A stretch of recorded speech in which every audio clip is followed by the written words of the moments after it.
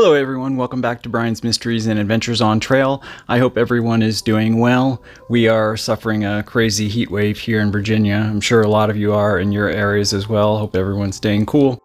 Today we're going to be talking about a couple different cases and some series of events that have happened in National Park over the last couple of weeks that I wanted to talk to you guys about.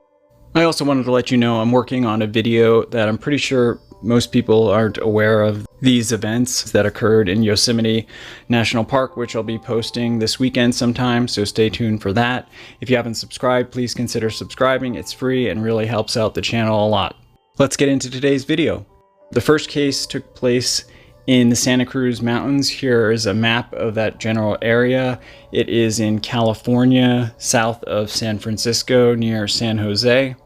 More specifically, the small mountain rural community of Boulder Creek. This started out on June 11th of this year, 2024, when Lucas McClish, 34 years old, longtime resident of the area, he decided that he was going to do this 3-hour hike to a job site that was in this area.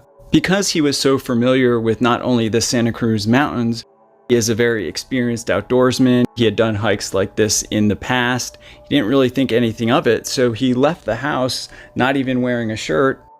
He was wearing his hiking shoes, a pair of pants, his hat, he had a flashlight, a pair of folding scissors, some kind of a Leatherman tool, and that was pretty much it.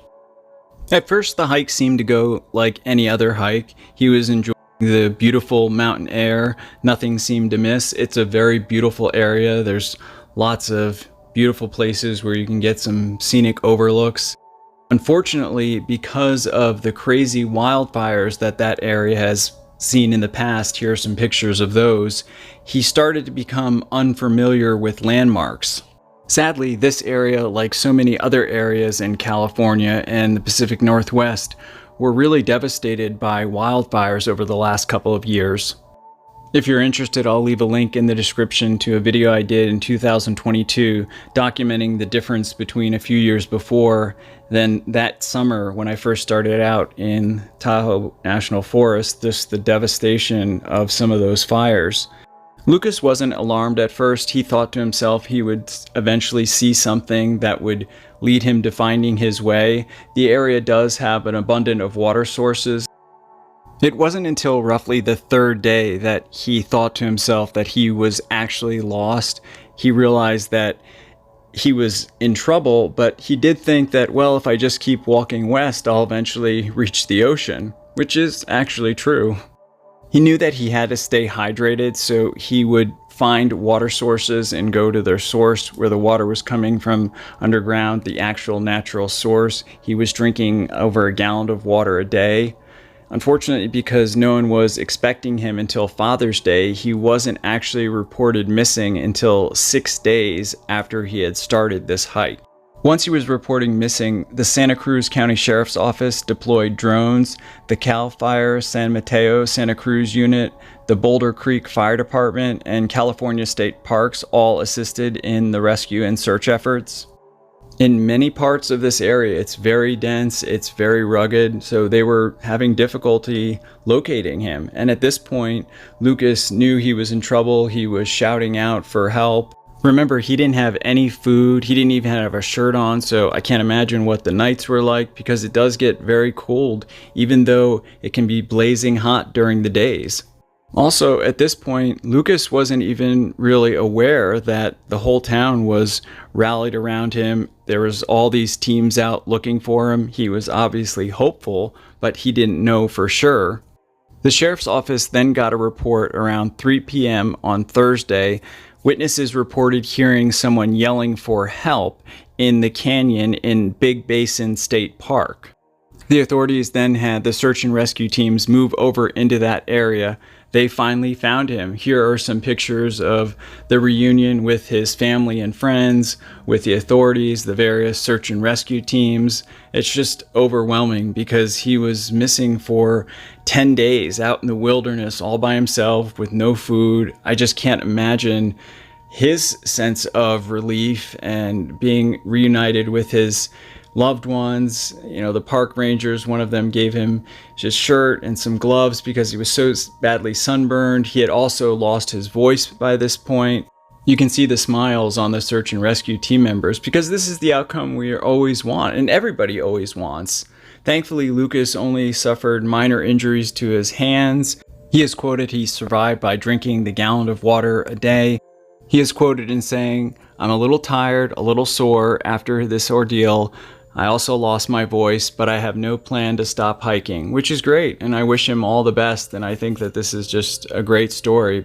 It's such a wonderful story of survival, willpower, also for the search and rescue team members and all the authorities and all his loved ones, because this is the outcome that everybody always hopes for. And I wish them all the best, and thoughts and prayers go out to all of them, and happy trails from here on out. This past Sunday, on June 25th of 2024, in Glacier National Park, which is up in Montana, I'm going to have some maps up. More specifically, the St. Mary's waterfall area. A young woman, she was only 26 years old, from Pennsylvania, was hiking in and around this area, which is a very popular part of the park. I'm going to have various pictures up to show you. When somehow, it's not sure how this all happened, she was washed over the falls when she got stuck underwater. There were other hikers there, and one person rushed down to her aid, was able to pull her out of the water, started CPR. They contacted the park rangers at roughly 5:20 p.m. The park rangers and emergency services got there within 20 minutes of multiple 911 calls. They also dispatched an emergency helicopter. They worked on this woman for almost 40 minutes trying to resuscitate her, but sadly, she never regained consciousness. This was an accident and obviously a terrible tragedy.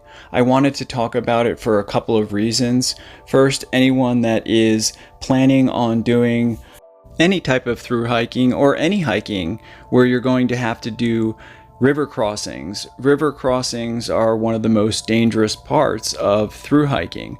I'm not trying to fearmonger or anything like that. I'm just letting people know that it's a good idea to get to know basic information on how to cross these rivers, especially in the springtime. If there's a huge snow melt, you want to wait till very early in the morning when it's colder and there's not as much water flowing.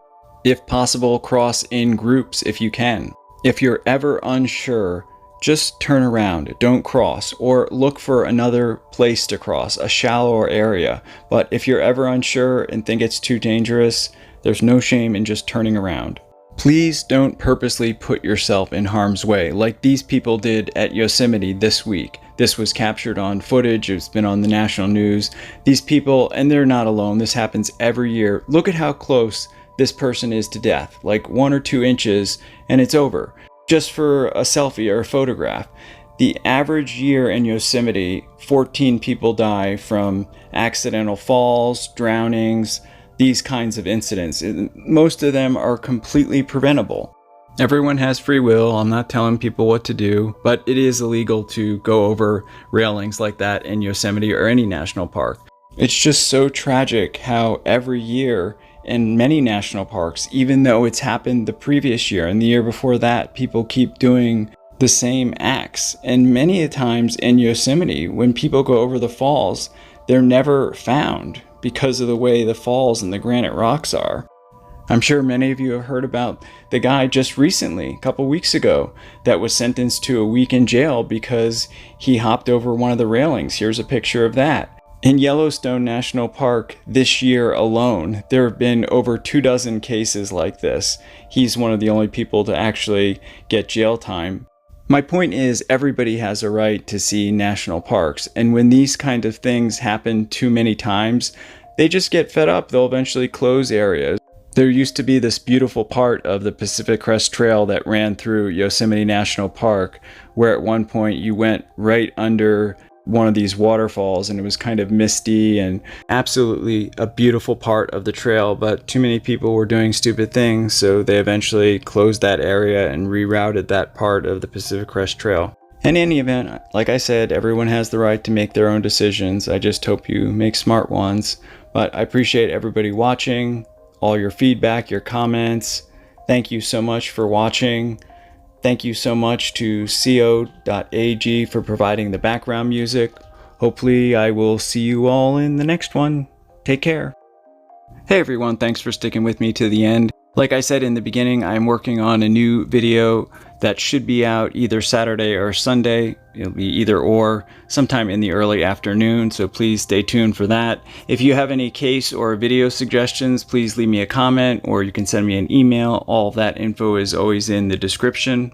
As I mentioned in my last video, I'm working on a series of short videos where I'm going to be going over various gear items that I cover. Many of you have asked me to go over the gear that I carry, so I'm going to have those coming up in the next month. I'd love to hear about any summer outdoor adventures you all have planned. All right, everybody, be safe out there. See you in the next one.